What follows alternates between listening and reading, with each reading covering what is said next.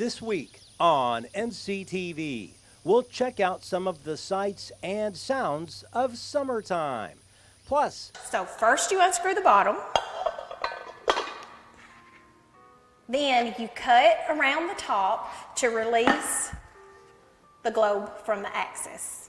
Chrissy Jenkins shows us how to make a very cool light fixture on NCTC's Home Improvement and Design.